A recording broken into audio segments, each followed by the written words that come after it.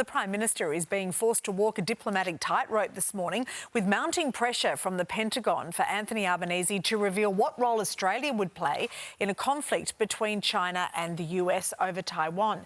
Now, it comes just as the PM kicks off his six-day charm offensive in China, which includes a sit-down with Chinese President Xi Jinping.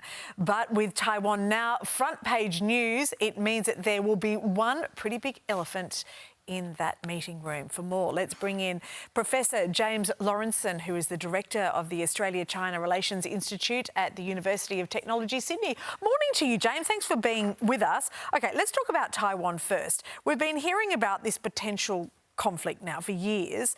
How likely are we to see Beijing try and take Taiwan by force? Well, if you're asking me, I don't think it's very likely at all. And what we're hearing out of the Americans at the moment, to be honest, it's a bit nasty because what they've waited for is for Albo to be on the ground in China and then demand that Australia line up with America in a war against China.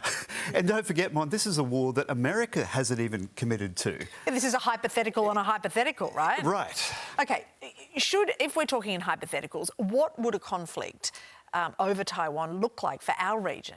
Oh, I mean, it could be disastrous, particularly given all these effective US military bases we have in Australia. So if a major war breaks out, Australia is going to be in the firing line, particularly if we've already pre-committed to line up with America to fight this war.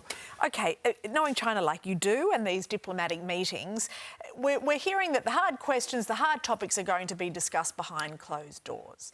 How difficult will it be for our Prime Minister to try and walk the tightrope of some of these issues? We heard they're going to talk about human rights. You know, will Taiwan be on the list? Look, Australia's had diplomatic relations with China for more than 50 years. It's never been an easy relationship. I mean, these issues like human rights, they're nothing new. So Alba's going to raise those. At the same time, we can't forget the other side of the relationship, which is that China is our largest market for pretty much everything. Minerals, fuels, crops, fisheries products, tourism, students, the list goes on. Yes, as Anthony Albanese has been talking about, he's been saying that this is about jobs for Australians. Let's talk about AUKUS now. Now, we know that China has been staunchly opposed to this alliance. Is that likely to fracture things at all with Beijing? No, it's not likely to fracture things. Beijing's certainly going to raise it, but Beijing's known that it's a bipartisan position in Australia, the Labor and the Coalition, to be committed to AUKUS. So that's going to continue on.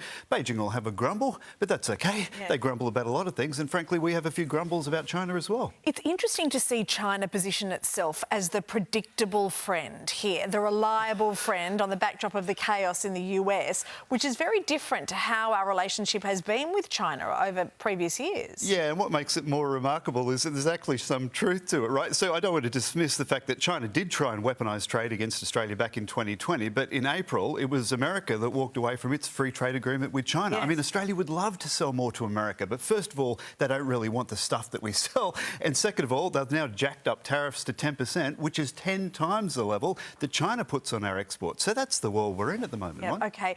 In terms of this trip, no groundbreaking agreement really is expected. No, correct. But actually, that's not the objective. What Albo's trying to do is just keep the politics stable, right? Because if he can do that, then the businesses can get on with the job, cultural organisations can get on with the job, universities like where I'm from, we can get on with our job as well. So that's the whole objective. Yep. James Lawrenson, very interesting to chat with you. Thanks for your insights.